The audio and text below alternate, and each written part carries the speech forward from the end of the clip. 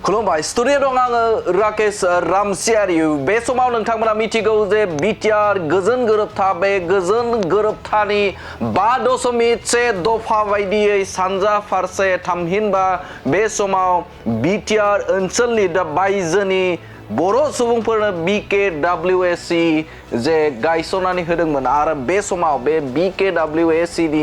जे गुबै आयदा थामहिनबा 5.1 दफा बे दफाया दासिमबो मावफुं जायाखै आरो बे बाथ्राखौ लानानै UBPO नि आफादगिरि बिथां मनरन बसुमतारिया माखासे गोनां बाथ्रा बुंथिदों। नंगौ बे समाव बिथां मनरन बसुमतारिया बे समाव गोनां बाथ्रा बुंथिदों। बिथाङा बुंथिदों जे मा जाहोनाव बे समाव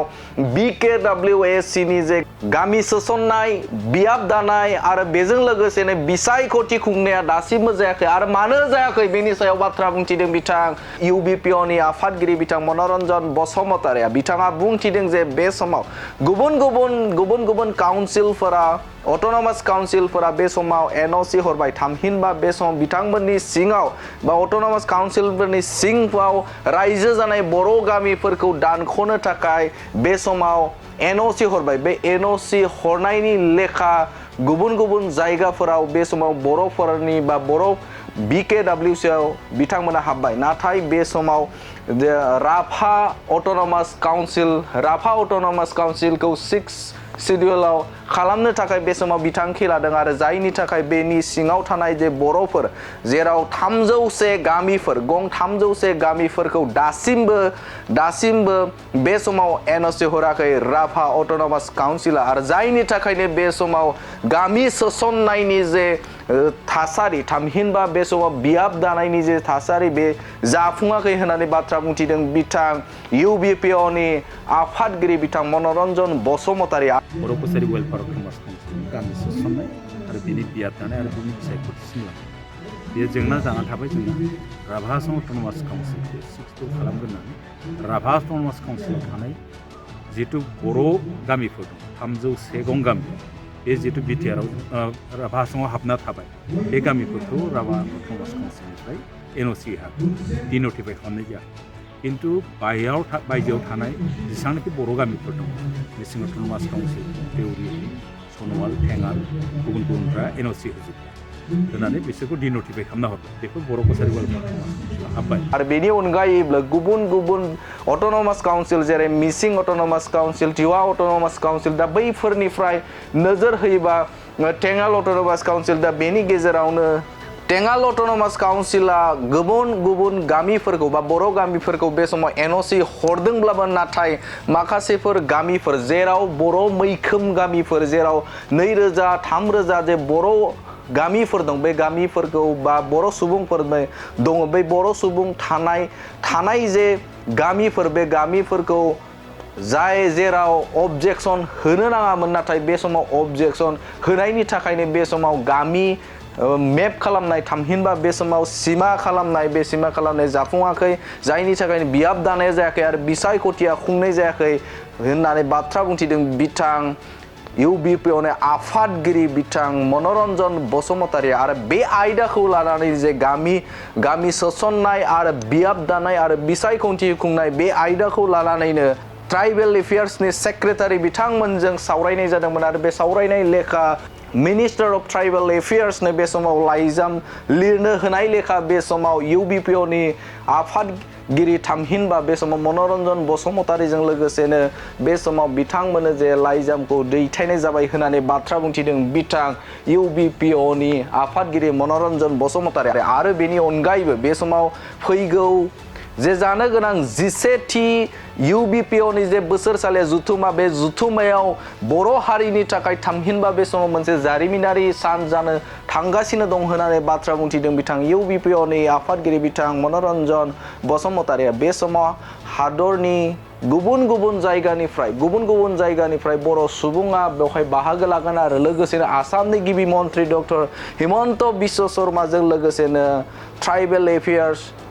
मिनिस्टार अफ ट्राइबेल एफेयार्सनिफ्रायबो बा बिनि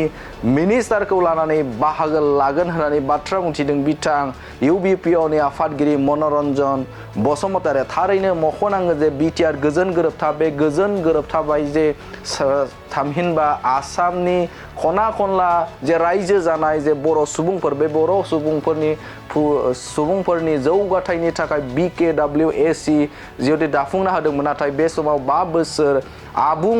जानायनि लामायाव आरो बे समाव बिथांमोननि जे जेंना बे जेंना सुस्रांनाया जाफुंसाराखै आरो बे आयदाखौ लानानै सानजा फारसे रायजो जानाय थामहिनबा बे समाव आसामनि गुबुन गुबुन जायगाफोराव रायजो जानाय बर' सुबुंफोरा बे समाव गोबां जेंनायाव गोग्लैदों होननानै बुंथिनायखौबो नुनो मोनदों आरो बे समाव UBPOनि आफादगिरि बिथां मनरन बसुमतारी आरोबाव मा बाथ्रा बुंदों नोंथांमोननि गेजेराव आबुङै होबावनि जिहेतु धेमाजि जिल्ला खौसेथि बर' सुबुं आफाद इउनाइटेड बड' पिपल्स अर्गानाइजेसन 70 बोसोरारि जथुम्मा आरो बेजों लोगोसे जनाय दख'रा खौसेथि बर' सुबुं आफादनि 70 बोसोरारि जथुम्मा जुथाइ बे जनायनि उपेन्द्रनाथ ब्रह्म गोजौसिन गेजेरारि फरायसालियाव दिनै सानसेनि हाबाफारिजों मेहेरगोनां हाबाफारिजों खुंनाय जादोंमोन। बेयाव आंखौ गाहाय आलासि महरै लिंहरनायखाय जिल्ला आफाद आरो दख'रा आफादनि बिथांमोननि चेनेलनि दारै बिथांमोननिसिम साबायखर बावो। जिहेतु खौसेथि बर' सुबुं आफाद इउनाइटेड बड' पिपल्स अर्गानाइजेसन बे मोनसे नन पलिटिकेल मोनसे ससियेल अर्गानाइजेसन हिसाबै बर' हारिनि थामोनथाखौ गोजोर खालामनो सोलोंथाइ भाबै आवगायनो रांखान्थि जौगाथाय बिटिआरनि बायजोनि जेब्ला बर'फोरनि जेंनाफोर दं बेफोरजों सुस्रांनाय लोगोसे जोंनि राव हारिमु आरो जोंनि सिनायथिखौ रैखाथि होनो थाखाय जों खामानि मावो आरो बेजों लोगोसे जोङो नैबे बर' कसारि वेलफेयार कमार्स काउन्सिलनि गामि सोसननाय बेनि बियाब दानाय बेखौ बिसायख'थिसिम बोरै लांनो हायो जों बेनि सायाव खामानि मावबाय थादों आरो जोङो बेजों लोगोसे बिटिआर सुक्तिजों मोनसे सागानगिरि आफाद हिसाबै बिटिआर सुक्तिनि मोनफ्रोमबो दफाफोरखौ बोरै मावफुंजोबनो हायो बेखौ मावफुंनो थाखाय जों दुलाराय बर' फरायसा आफादजों थाफानानै जोंबो भारत सरकार एबा आसाम सरकारजों रायज्लायनानै बेखौ मावफुंजोबनो थाखाय जोंबो नन पलिटिकेल मोनसे ससियेल अर्गानाइजेसन हिसाबै जों नारसिनबोबाय थादों। ओरैनो बेसेबांसिम फर्यायाव थाना दं दा काउन्सिलखौ आबुं खालामनो दुलाराय बर' फरायसा आफाद लोगोसे खौसेथि बर' सुबुं आफादनि सावरायनाय जोंनि बिटिआरनि सुक्तिनि माखासे सुक्तिफ्रा जाफुंदोंब्लाबो माखासेफ्रा आद्रा दं। दा बिटिआरनि बायजोआव आद्रा दं होनोब्ला जोंनि नैबे 5.1 बर' कसारि वेलफेयार कमार्स काउन्सिलनि गामि सोसननाय आरो बिनि बियाब दानाय आरो बिनि बिसायख'थिसिम लांनाय बेयो जेंना जानानै थाबाय जोंना राभा आसाम अट'नमास काउन्सिलखौ 60 खालामग्रोनानै राभा अट'नमास काउन्सिलाव थानाय जिहेतु बर' गामिफोर दङ 301 गं गामि बे जिहेतु बिटिआराव राभा आसामाव हाबना थाबाय बे गामिफोरखौ राभा अट'नमास काउन्सिलनिफ्राय एनअसि होआखै डिनटिफाइ खालामनाय जायाखै किन्तु बायजोआव थानाय जेसेबांनाखि बर' गामिफोर दङ मिसिं अट'नमास काउन्सिल देउरि सनवाल थेङाल गुबुन गुबुनफ्रा एनअसि होजोब्बाय होनानै बिसोरखौ डिनटिफाइ खालामना हरबाय बेफोर बर' कसारि वेलफेयार अट'नमास काउन्सिलाव हाबबाय किन्तु डिनटिफाइ खालामदोंब्लाबो टिवा अट'नमास काउन्सिलाव थानाय बर' गामिफोरखौ माखासे अबजेक्सन खालामथावनाङि जायगाफोर जेरावनाखि खोब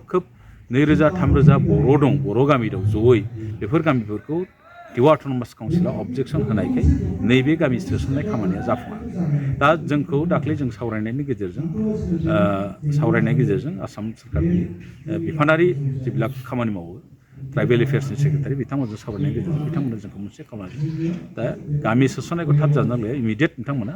ट्राइबेल एफेयार्स मिनिस्टारजों थाबनो गांसे लाइजाम लिरनानै जों खावलायदों आरो बे मथे जों लिरनानै दामोदर गथायनो नागिरदों आरो थाबैनो दाफुंनो थाखाय नारसिनदों। जिहेतु मिरु खौसेथि बर' सुबुं आफादनि बोसोरसालिया जोबथ'ना जानो थांगासिनो बेयाव जे माबाफोर मोनसे मोजां मेसेज फैगोन होननानै नोंथाङा हास्थायदों आं मोनसे गोजोननाय फोरमायनांगोन खौसेथि बर' सुबुं आफादनि इउनाइटेड बड' पिपल्स अर्गानाइजेसननि 17थि बोसोरारि जथुम्माया एबार कामरुप जिल्लानि रङियानि जाजिख'नायाव जागोन 17थि बोसोरारि जथुम्मा आरो मोनसे जारिमिनारि मोनसे मेल जानो थांगासिनो दं कनफारेन्स जानो थांगासिनो दं आरो जों दाख्लैयो 9 जानुवारि खालि गलाघाटआव मानगोनां आसामनि गिबि मन्थ्रि बिथांखौ जों लोगो मोन्दोंमोन रायलायगिरिजों बिथांखौ गाहाय आलासि महरै हांख्रायना बिथाङा 9 जानुवारिनि जोंना जिहेतु 7-8-9 खालि अपेन सेसन गेवलां मेल बे गेवलां मेलाव बिथाङा गासै प्रग्रामखौनो ब्लक खालामनानै जोंनि मेलाव थांगोन होननानै जोंनो बाथ्रा होदों आरो बिथाङा फंसे बाथ्रा जोंनो होबावदों जे ट्राइबेल एफेयार्स मिनिस्टारखौ लाफानानै गाव थांगोन बे मेलाव ओमफ्राय जों आसा खालामदों बे मेलाव थांनानै हयथ' नैबे बर' कसारि वेलफेयार कमार्सनि गामि सोसननायखौ थि खालामनाय बेनि बियाब दानाय आरो बेखौ बिसायख'थिसिम लांनाय आरो गुबुन गुबुन काउन्सिलनि जेंनाफोरखौ बिथाङा गावनो थाफानानै सुस्रांनो हानायनि मोनसे हयथ' रादाय होनो हागौ आरो बिनि जिथु रां बावजा बर' कसारि वेलफेयार समाज काउन्सिल बेखौ बारायनायनि माखासे बाथ्राफोर होगोन होननानै जों मोनसे फोथायनाय दं।